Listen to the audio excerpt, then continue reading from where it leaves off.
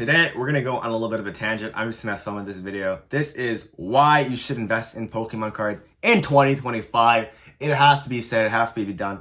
I mean, people don't understand this is the best way to invest ever created. It's not crypto, it's not Dogecoin, it's not putting all your money in the horse racing, it's not betting, it's not gambling, it's not all this dumb degenerate stuff. It's obviously Pokemon cards. And in this video, I'm gonna explain to you every single reason why you need to be investing in Pokemon in 2025. Now, off the bat, it has a beautiful track record. Pokemon has, it's the best track record of any investment ever. Let's say you buy something with a pack in it. I don't give a shit what it is. Let it be a collection box. Let it be a booster bundle, an ETB. Let it be a booster box, for God's sake, the best investment of all time. Let's say you buy a booster box. No matter when you bought that booster box, no matter when it was 20 years ago, 15, 10, 5, even if it was like a year ago, if you bought that box a year ago, guess what? You've made money if you sell it. Even if you sell it at like 80, 70%, people want that stuff. So you're going to sell that right away.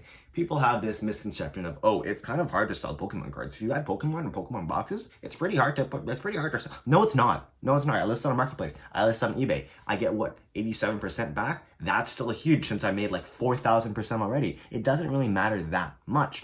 So that's one misconception. People are like, it's hard to sell Pokemon. No, it's hard to get a job. Get a fucking job, bro. Because if you don't want to invest in Pokemon, then maybe you don't want to get a job too. It's like the same type of people.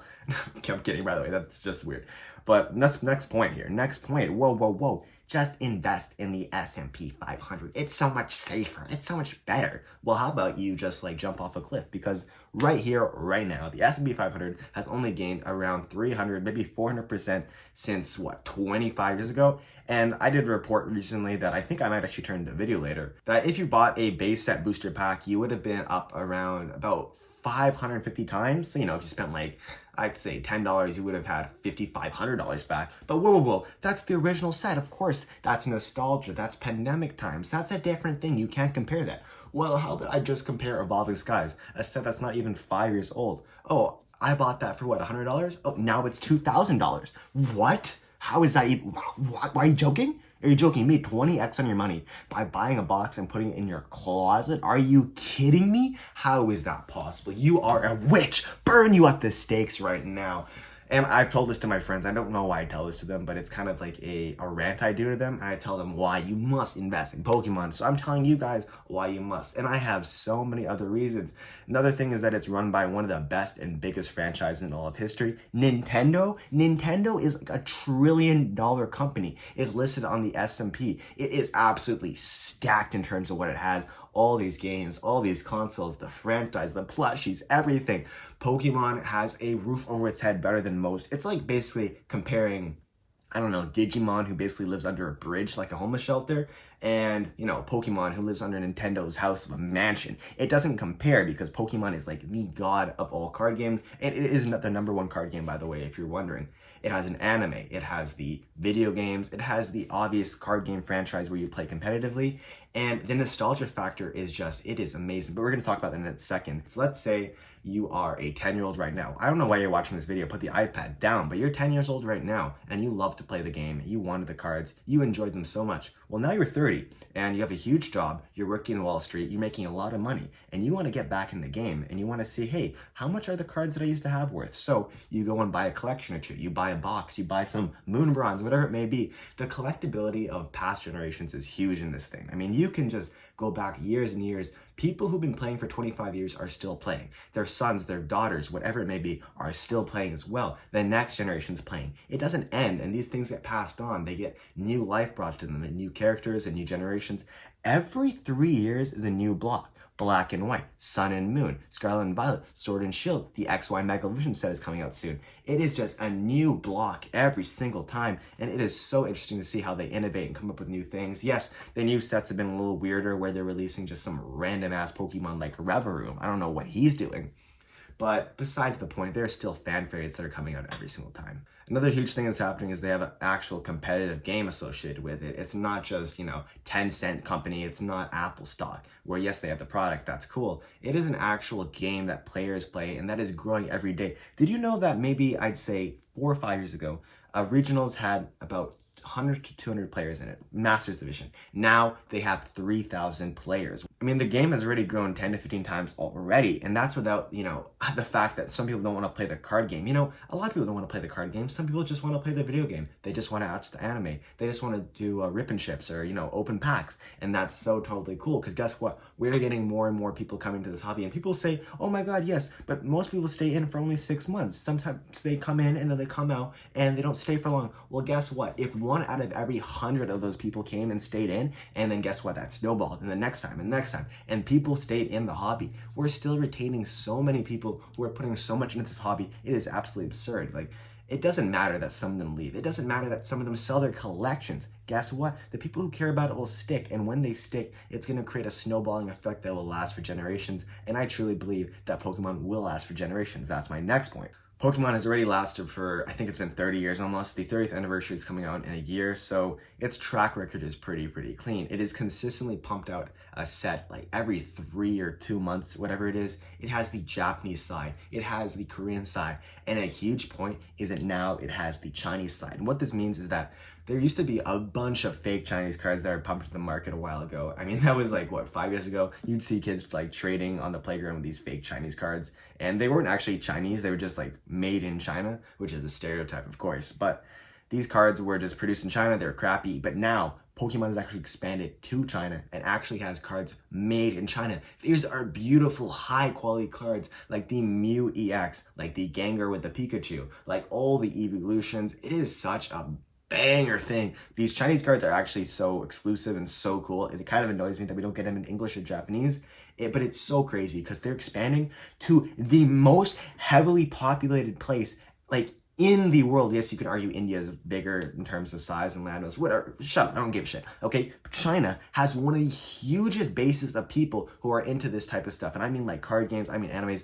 It is huge to expand into a country, 3 times the size in terms of population of the US and Canada. It's absolutely insane, and the fact they're doing it shows how much they're willing to grow and how they're not going to just be left behind like these other companies like Yu-Gi-Oh, like all these forgotten companies that no one cares about. They are expanding, they're constantly growing, their team of staff is getting better and better, they're making new and better games every time, and people always forget that Pokemon is resilient. Yes, it may crash 1 year, but the next year it's up 4,000% with the Evolving Skies booster boxes. So you're always going to be in a boat, in a place that you will absolutely enjoy in Pokemon.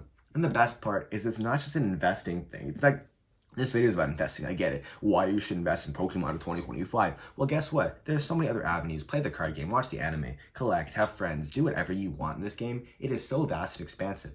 And Pokemon is the ultimate way to invest because, it's safe, it is not controversial, it has the best margins, it gives you good return, and one thing that people really forget is that the reason these boxes, these cards, go up so very much is because they are still considered a very risky commodity. Like, it's almost like a penny stock. It's something that people say, oh, it's kind of risky, but Pokemon has completely splashed that barrier. It has completely gone through it. It is no longer a risky investment, though people think, yes, it is still maybe risky. If you buy a fucking illustration card, which is, always volatile, yes, you're gonna lose some money probably. But if you stick here for the long term, it doesn't matter. It doesn't matter because you're always gonna make money. You buy a booster box, you hold it for 5 years, dear and near to your heart, in your closet with your clothes and whatever you want, your filthy socks. I don't care. You put that in your closet, guess what? In 5 years, you can pay off your kids' college tuition.